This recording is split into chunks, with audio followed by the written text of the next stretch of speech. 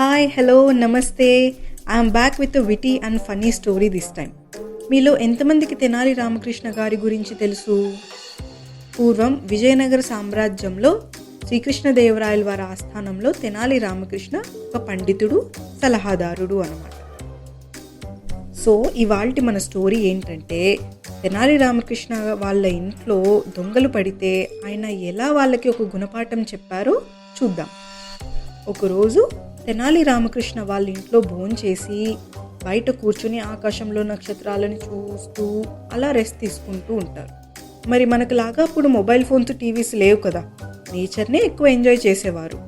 అలా కూర్చుని ఉంటే ఇద్దరు దొంగలు చాటుగా నిదానంగా వచ్చి వాళ్ళ పెరట్లో దాక్కుంటారు. ఇది అంతా గమనించిన తెనాలి రామకృష్ణ వీళ్ళకు ఒక గుణపాఠం చెప్దాం అని అనుకుంటారు. నిదానంగా లేచి ఇంట్లోకి వెళ్ళి డబ్బులు, నగలు అన్నీ దాచిపెట్టేస్తారు.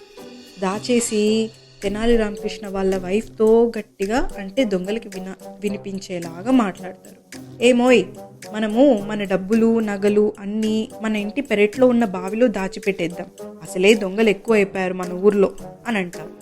అలా ఒక పెద్ద వుడెన్ బాక్స్ తీసుకుని దాంట్లో అన్ని బ్రిక్స్ పెట్టి బయటికి తీసుకెళ్ళి బావిలో వదిలేస్తారు. పెరట్లో దాక్కుని ఉన్నారు కదా ఇద్దరు దొంగలు, ఇదంతా చూస్తూ ఆహా, మన పని భలే ఈజీ అయిపోయిందే అనుకుంటారు.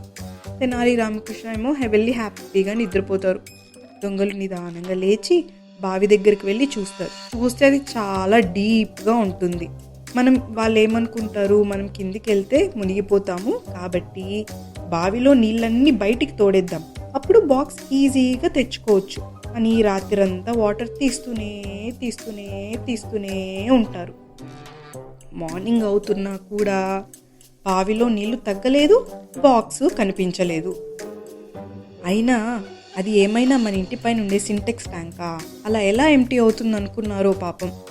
తెనాలి రామకృష్ణ లేచి పెరట్లోకి వెళ్తారు. అక్కడ ఎంతో కష్టపడుతున్న దొంగలతో, ఇంకా మీరు ఆపేయచ్చు, పెరట్లో చెట్లకి నీళ్ళన్నీ పట్టేశారు అని అంటారు. దొంగల వాయిస్కి భయపడిపోయి ఎక్కడ రాజుగారి సోల్జర్స్కి పట్టిస్తారో అని భయపడి పారిపోతారు.